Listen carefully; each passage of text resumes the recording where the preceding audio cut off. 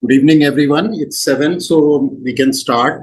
So just to give you a brief background of these master classes, Jaipur Surgical Tutorial is an online educational portal which we have been running for last 2.5 years at the Mahatma Gandhi Medical College and Hospital in Jaipur. It is being managed by my colleague, Dr. Anand Gandhi. So these are morning classes which we run. 9 to 10 for students, but we thought that it would be good to have a session we cover it. So we started these master classes a few months ago. We've already done 3, first on living donor liver transplant, then on safe cholecystectomy and chronic pancreatitis. And today we have some more topics.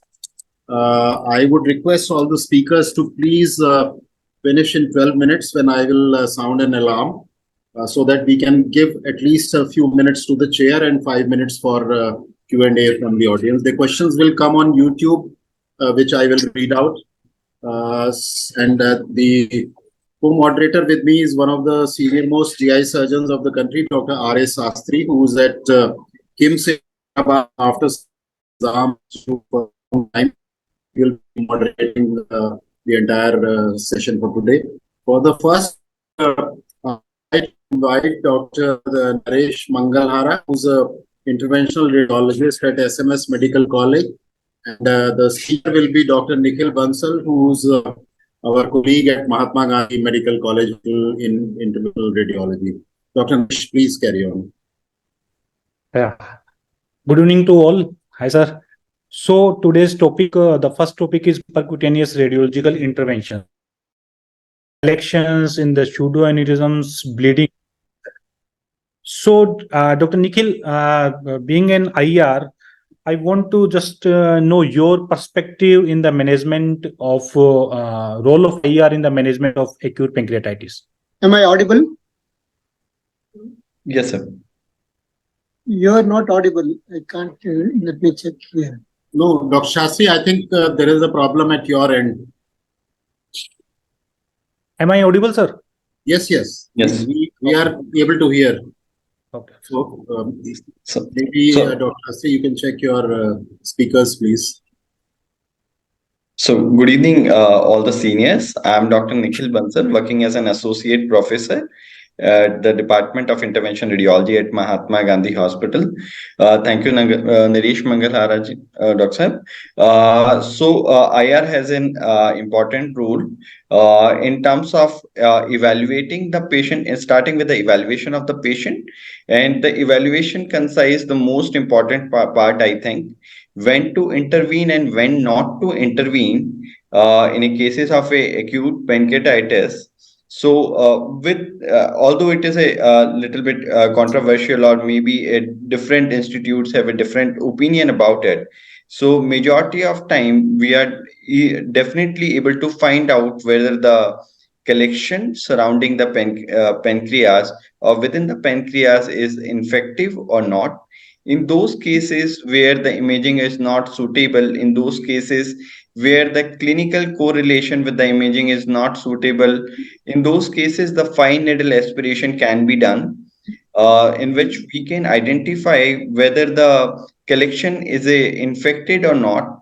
In those cases where we are confirmed or sure about the infection is infected by the means of peripancreatic collection having a gas within it, in those cases, we can put a pigtail. Initially, our preferred choice is to put a small size of pigtail, and later on we can upgrade the size eventually.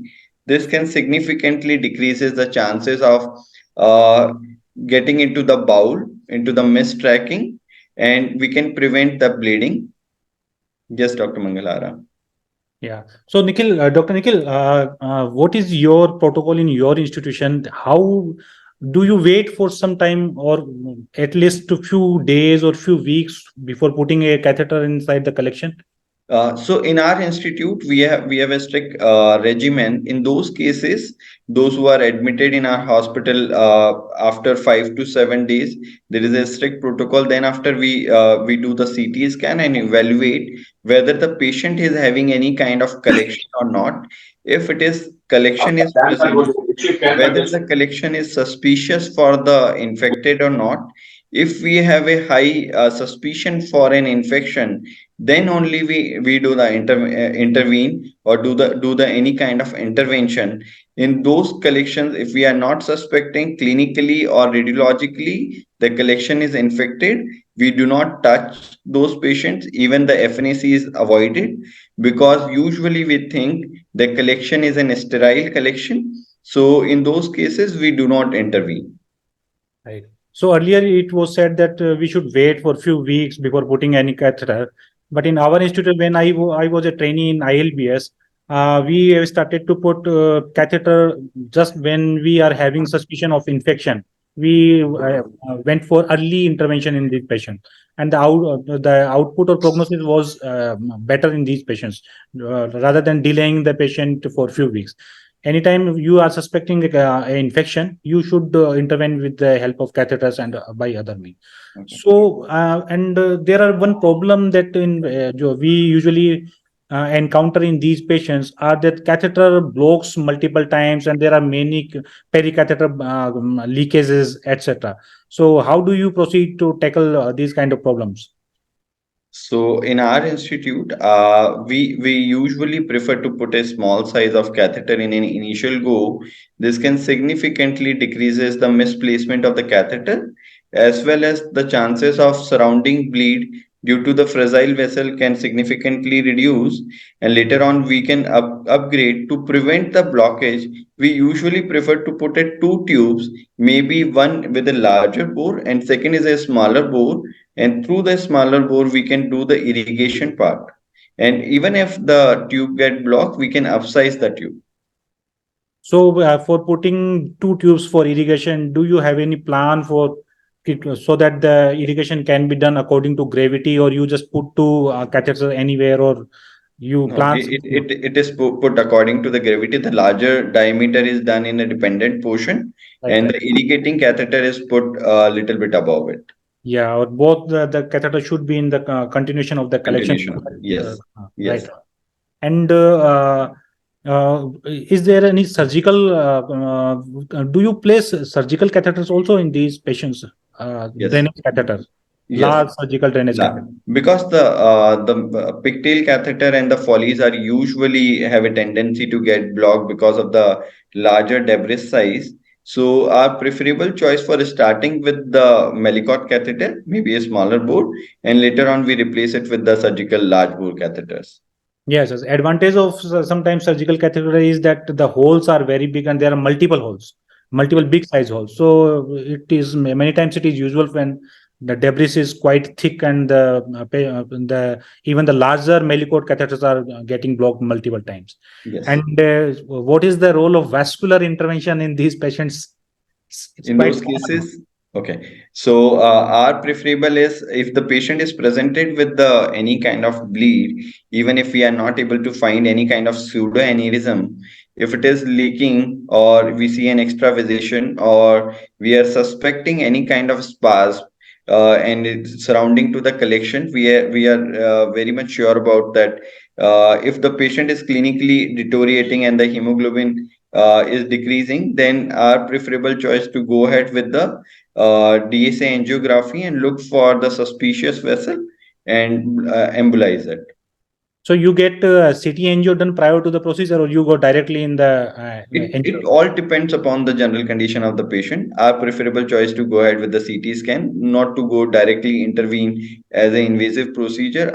But in those cases where the creatinine or the organ failure is suspicious or the either creatinine levels are high, in those cases we do the selective angiogram with a VC pack. Okay. Okay. But these days, even gastroenterologists are doing pseudoaneurysm coiling through endoscopy route. They have started to do these procedures. So, Yes. what is happening in your institution? In currently we are the one who are doing the embolization. Okay. Okay. Yes. Can I ask you? Good evening, Kalla sir. Yeah, please tell me. Sir, is there any role of endoscopy guided management of pseudoaneurysms? Yeah, this is something which is really coming up nicely now. So there was recently a paper from PGI Chandigarh which says that vascular interventions by US. So the coiling, thrombus injection, glue injections, those things now they are gradually picking up. But That's as a convention in routine, I mean these things are not practiced, but gradually as our learning curves are improving, we hope that by another year or so we should be doing these procedures as well. But sir, there are basic difference between the IR approach and the endoscopy approach in the management of pseudoaneurysms. Yes, While yes, IR, we actually used different techniques to embolize not only the aneurysm sake but also the arteries supplying that yes, pseudoaneurysm. yes, But on by endoscopy, all gastroenterologists are putting coil or embolizing agent directly into the aneurysmal sake only. yes, So yes, the inflow and outflow is patent, and many yes, times the outflow in these pseudonism, outflow also acts as an inflow if we proximally yes, block the artery. yes, So I think the if we look at the theory part of the pseudo basic management or basic principle of the pseudoaneurysm management, it is quite tricky to block the pseudoaneurysm by putting the embolizing agent directly into the sake rather than blocking the supplying arteries. So I think it is little bit unbelievable for me as a IR that how can, because as a IR we are always taught that we should not embolize the pseudoaneurysm sake. A true aneurysms can be embolized, sake can be embolized of the true aneurysm, but pseudoaneurysm sake we should not embolize. We should rather embolize the feeding arteries and the outflows. So, but let's see, it is a new emerging technique. yeah, yeah, So it might prove beneficial in the coming future. So, yes. Dr. Nikhil, what is your experience in the pseudoaneurysms in the pancreatitis? Which vessels are usually involved in these patients? Uh, Usually the branches of the GD are the most common who are the culprit for the bleed. Okay, what is your experience about the splenic artery branches? We have seen a few cases of the splenic artery also. Actually, in SMS, we are routinely getting large splenic artery pseudoaneurysms. Earlier, we used to think that GDA is the most common culprit artery, but we are now these days we are getting a good number of splenic artery pseudoaneurysms also. Yes. So I have encountered more than 10 cases of the splenic artery pseudoaneurysms also. But out of even the scoring is somewhere around 20, Okay. 30% of it, 70, 80% are still the GDA branches. Okay, and many times, do you see the single feeder or multiple feeders of these vessels? So eventually, in a course of a patient, sometime we do during the complete course of a patient, if we block some artery, sometime the patient presented with a different artery bleed also. Right, right, right. So, in the nutshell, I think the role of IR has emerged very nicely in the management of acute pancreatitis as well as its complications management also. So, the now I think the house is open for the questions. So, Nikhil, for the sake of the surgeons in the audience, Right. can you please summarize as to at what stage you would want us to refer a patient for percutaneous intervention of a collection in the initial, say, a few days or few weeks of acute pancreatitis? Sir, our preferable choice to refer the patient once the patient got clinically deteriorated.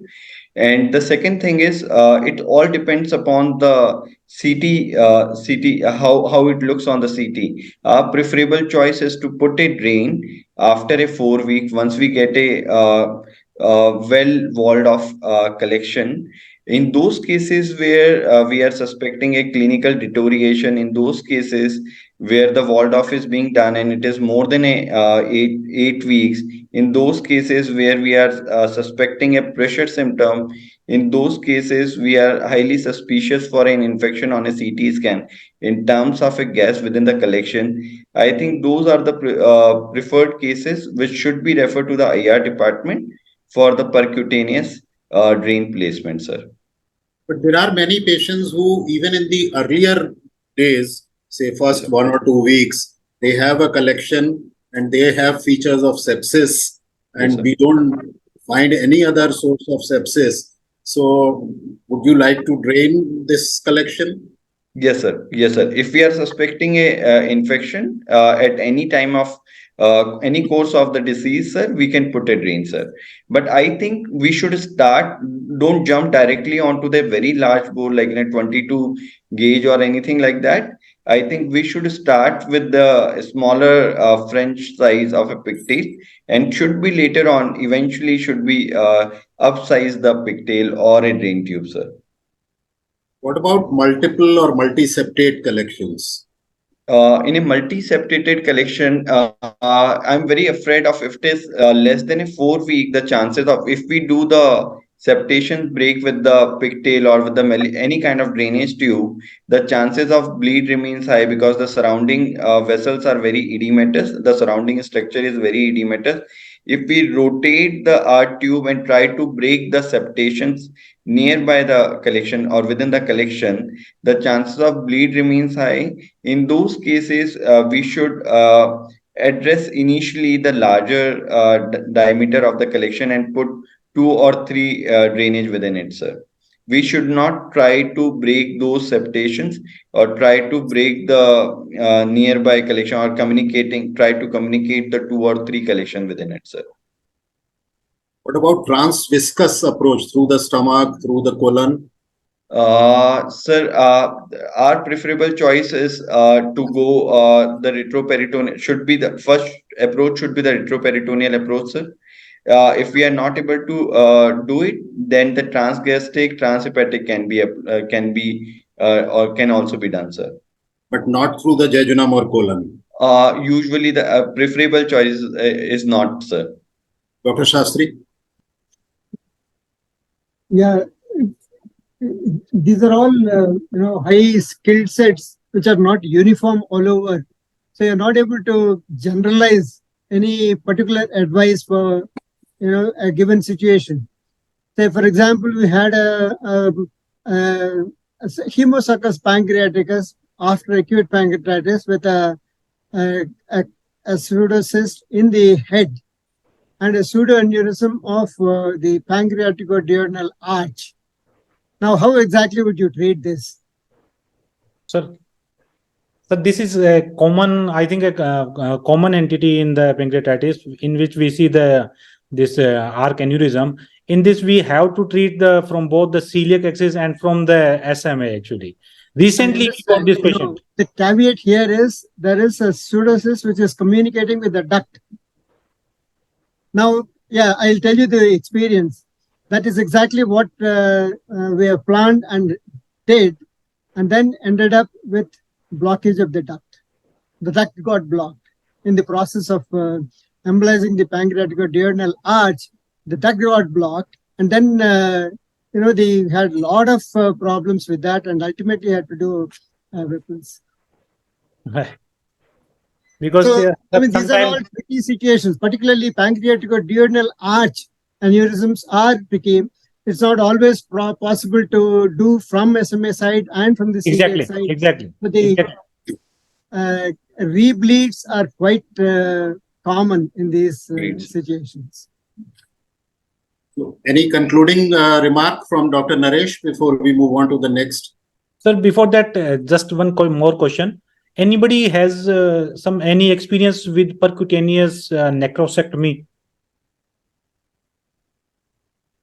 Naresh, we call it now necrostomy. Right, so what we are doing that we are upsizing the track, then we are taking our scope through the retroperitoneal drains.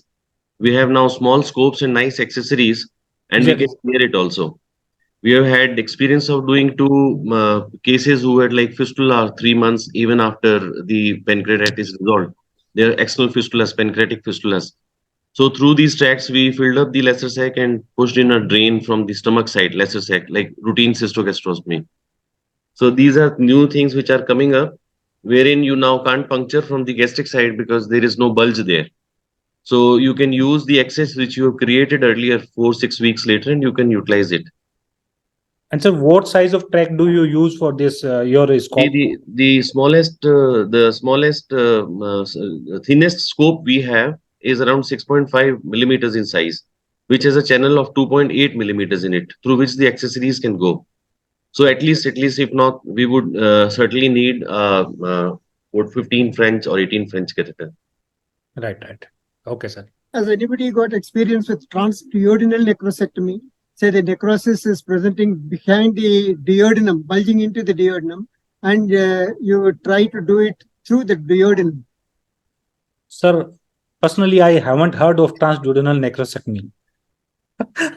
Pradeep is not online, but I know a patient where they have done transduodenal necrosectomy repeatedly 4-5 times, and Sir, if you see the data about cystogastrostomy, ease and complications, the transduodenal approach, if you get a good bulge in the first part of duodenum, the complication rate is really less.